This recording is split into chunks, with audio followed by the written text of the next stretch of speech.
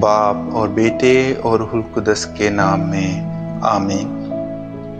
ہمارے لیے آج کی تلاوت رسولوں کے اعمال اس کا 16واں باب اور اس کی 22ویں آیت سے لے کر 34ویں آیت تک۔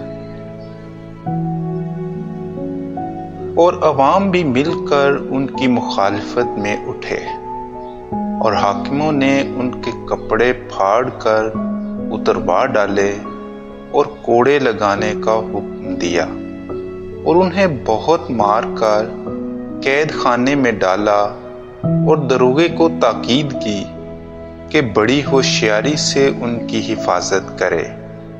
اس نے ایسا حکم پا کر انہیں اندر کے قید خانے میں ڈالا اور ان کے پاؤں کاٹھ میں ٹھونک دیے۔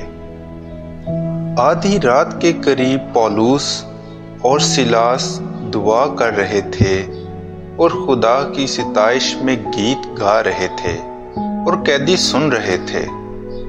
تب یک بارگی بڑا زلزلہ آیا، ایسا کہ قید خانہ کی نیو ہل گئی اور فوراً سب دروازے کھل گئے اور سب کی بیڑیاں گر گئیں۔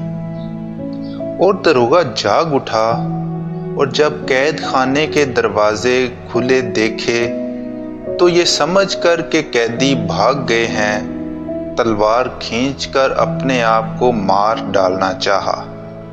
مگر پولس نے بلند آواز سے پکار کر کہا کہ اپنے آپ کو نقصان مت پہنچا، کیونکہ ہم سب یہیں موجود ہیں۔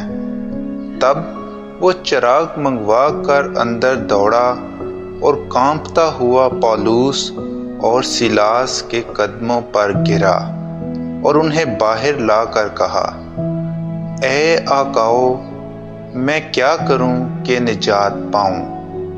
انہوں نے کہا کہ خداوند یسوع پر ایمان لا تو تو نجات پائے گا اور تیرا گھرانہ بھی۔ تب انہوں نے اسے اور سب کو جو اس کے گھر میں تھے خداوند کا کلام سنایا، اور اس نے رات کو اسی گھڑی انہیں لے جا کر ان کے زخم دھوئے، اور اسی وقت اس نے اور اس کے سارے گھرانے نے بپتسمہ پایا۔ اور انہیں اپنے گھر لا کر ان کے سامنے دسترخوان بچھایا اور اپنے تمام گھرانے سمیت بڑی خوشی کی، اس لیے کہ خدا پر ایمان لے آئے تھے۔ پاک کلام کے پڑھے اور سنے جانے پر خدا کی برکت ہو۔